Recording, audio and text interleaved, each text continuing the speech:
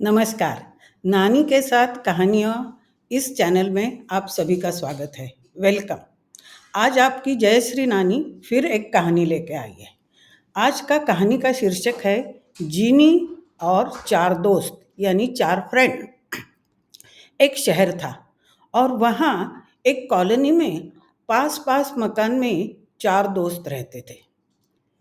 एक ही स्कूल में पढ़ते थे और यहाँ तक कि एक ही क्लास में भी पढ़ते थे। तो वो साथ साथ स्कूल जाते थे, वहाँ पढ़ते थे, आसपास के बेंच पर बैठ के पढ़ते थे, फिर टिफ़िन भी साथ साथ खाते थे और वापस भी स्कूल से घर साथ साथ आते थे। चारों की पक्की दोस्ती थी। कभी कभी उनमें झगड़ा होता था, मगर वो थोड़ी देर के लिए, एक 5-10 मिनट के बाद वो फिर बोलना शुरू कर देते थे, तो इसलिए उनमें बहुत अच्छी दोस्ती थी। अब शाम के वक्त कभी कभी वो अपने घर से दूर एक बड़ा मैदान था, वहाँ जाते थे और फुटबॉल खेलते थे। सबको फुटबॉल खेलना अच्छा लगता था, तो उसके लिए बड़ा मैदान चाहिए ना, तो फुटबॉल खेलने जाते थे। तो एक दिन क्या हुआ, वो ऐसे ही दूर के मैदान पे, कि जो मैदान बहुत बड़ा है, वहाँ फुटबॉल खेलने गए और दो टीम बनाई, दो दो की दो टीम बनी और उन्होंने फुटबॉल खेलना शुरू कर दिया। उनको इतना मजा आया, इतना मजा आया, वो कि बॉल को किक मारते थे और दूसरा बॉल के पीछे भागता था। ऐसे उनका ये गेम चल रहा था, खेल चल रहा था। इतने में क्या हुआ, उसमें से एक दोस्त ने इतनी जोर से किक मारी बॉल को कि बॉल उस मैदान के दूर वाले कोने में जाके रुक गया। अब इसमें से एक जो दोस्त है उनसे, वो उसके पीछे भागा और भाग के वो बॉल के पास जाके बॉल लेने के लिए वहाँ खड़ा हो गया।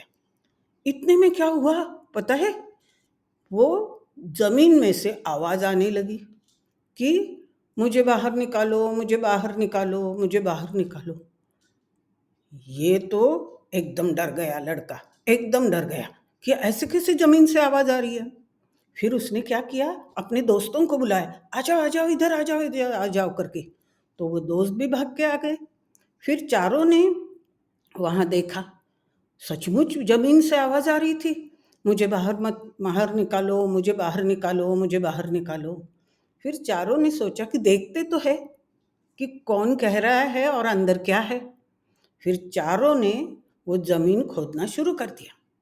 थोड़ी देर बाद वहां से अंदर से एक बड़ा सारा दिया, कि जो बहुत पुराना दिया है, वो बाहर निकल आया और उसके अंदर एक छोटा सा जीनी बैठा था। और वो जीनी कह रहा था, मुझे बाहर निकालो, मुझे बाहर निकालो, मुझे बाहर निकालो। फिर इनको लगा इसको बाहर निकाले कि नहीं। फिर जीनी ने जान लिया कि वो बोला, नहीं डरो नहीं, डरो नहीं, मैं तुमको कोई हार्म नहीं करूँगा, तुमको कुछ नहीं करूँगा, मैं डरो नहीं, बल्कि मैं तुमको कुछ देने आया हूँ, तो मुझे बाहर निकालो, मुझे बाहर निकालो, वो कहने लगा। फिर उनमें से एक ने वो दिए का ऊपर का ढक्कन निकाल दिया और वो जीनी बाहर आ गया। अंदर तो इतना सा था, बाहर आने के बाद वो ये बच्चों से बड़ा हो गया। ये चारों डर के पीछे हो गए। फिर उन्होंने, जीनी ने कहा, डरो नहीं, मैं तुमको कुछ तकलीफ नहीं दूंगा, कुछ नहीं करूंगा, मैं बल्कि तुमको कुछ देने आया हूं। तुम्हारे में से हर एक ने एक एक विश मांगनी है, यानी इच्छा। जो आपको चाहिए वो एक ये बता दो, मैं वो पूरी कर दूंगा। बस मेरी एक शर्त है, और मेरी एक शर्त है कि पहले एक मांगेगा मैं मंजूर करूंगा, दूसरा मांगेगा मंजूर करूंगा, तीसरा मांगेगा मंजूर करूंगा, चौथे ने मांगने के बाद, मैं मंजूर करने के बाद मैं चारों को दे दूंगा। ऐसे एक एक को नहीं दूंगा, एकदम एक एक के बाद चारों का सुनूंगा और चारों को एकदम दूंगा। सब बोले ठीक है, मंजूर है, मंजूर है। अब पहला दोस्त है, उसने कहा कि मुझे क्रिकेट बहुत पसंद है, तो मुझे क्या चाहिए, मुझे बहुत बढ़िया क्रिकेट की बैट चाहिए कि जो धोनी, विराट कोहली, तेंदुलकर ये सब जैसी बढ़िया बैट इस्तेमाल करते हैं ना, तो वैसी बढ़िया बैट चाहिए क्रिकेट की। और पैड्स चाहिए, हैंड ग्लोव्स चाहिए क्रिकेट के, हेलमेट चाहिए और स्टंप्स, बेल्स और बॉल, काफ़ी बॉल भी चाहिए और ऐसे करके पूरा क्रिकेट का सेट चाहिए मुझे। दोगे? जीनी बोला हाँ, मंजूर है, दे दूंगा। वो बड़ा खुश हो गया। अब दूसरे फ्रेंड की बारी आ गई। उसको कहा तुमको क्या चाहिए?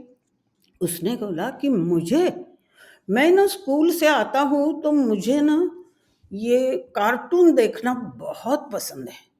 मुझे ऐसे लगता है स्कूल से आ जाऊं, बैग इधर फेंक दूं और सोफे पर ऐसा टेढ़ा मेढ़ा बैठ के मैं कार्टून देखता रहूं, बीच में कुछ बर्गर खाऊं या पॉपकॉर्न खाऊं और दिन भर कार्टून देखता रहूं। मगर मैं ऐसे कर नहीं पाता हूँ क्योंकि मुझे होमवर्क करना पड़ता है।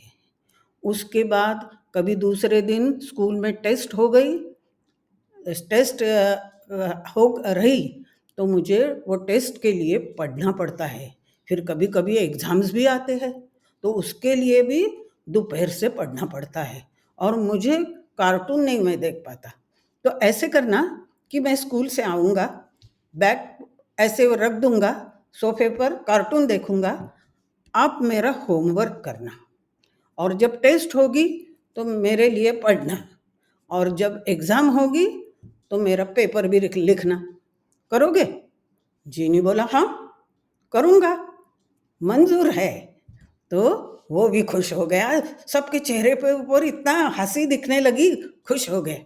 अब तीसरे दोस्त को पूछा तुमको क्या चाहिए?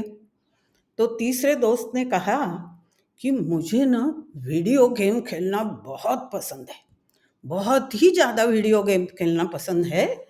मुझे एक्सबॉक्स, PS4, PS5 ये सब खेलना मुझे बहुत ही पसंद है।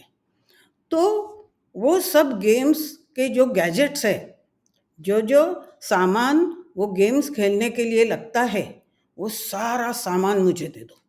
बस मैं वीडियो गेम खेलता रहूँगा, बस। दे दोगे? जीनी बोला हाँ, मंजूर है। अब तीनों बहुत खुश हो गए और वो चौथे को जल्दी मचाने लगे कि अरे अब जल्दी मांग ले, फिर तुम्हारे मांगने के बाद हमको मिलने वाला है, सबको मिलने वाला है, तो तुम्हारी विश जल्दी मांग ले। अब चौथा आ गया जीनी के सामने और उसने क्या मांगा मालूम है? उसने कहा कि इन तीनों को और मुझे कुछ मत दो। तो जीनी बोला मंजूर है और जीनी चला गया। अब ये तीनों इतना गुस्सा हो गए और उसके ऊपर दौड़ पड़े, अरे ऐसे क्यों मांगा? अच्छा जीनी हमको सब कुछ दे रहा था, ऐसे क्यों मांगा? तो चौथा जो उनका दोस्त था वो बोला रुको, मैं कुछ आपको बताना चाहता हूँ। मेरी नानी है ना, वो रोज सुबह बिस्तर पर बैठ के एक परंपरागत श्लोक बोलती है। वो श्लोक पहले मैं सुनाता हूँ, फिर उसका मतलब भी सुनाता हूँ। तो नानी रोज सुबह बिस्तर पर बैठ के ऐसे हाथों को देखती है और कहती है, कराग्रे वसते लक्ष्मी, कर मध्ये सरस्वती, कर मूले तु गोविंदम, प्रभाते कर दर्शनम।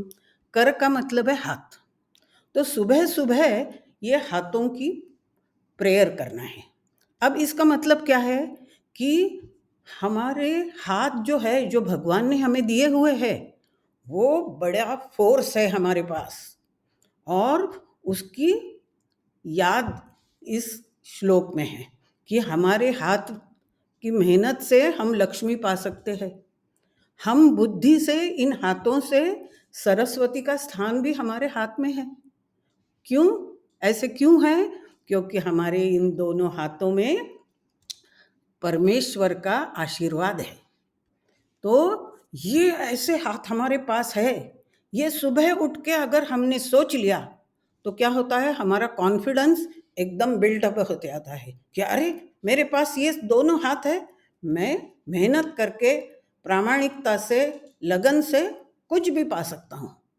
तो फिर सुबह उठ के दिन अच्छा जाता है और उससे काम करके हमें जो चाहिए वो मिल जाता है। तो ऐसे हाथ हमें भगवान ने दिए हैं, ये भगवान की बहुत बड़ी हमारे ऊपर कृपा है।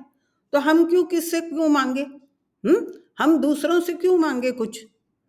हम लगन से, मेहनत से और प्रामाणिकता से इन हाथों से जो हमको चाहिए हम कमा सकते हैं। हमें धन भी मिल सकता है। हमें हाथों से कई तरह की बुद्धि से हम काम भी कर सकते हैं।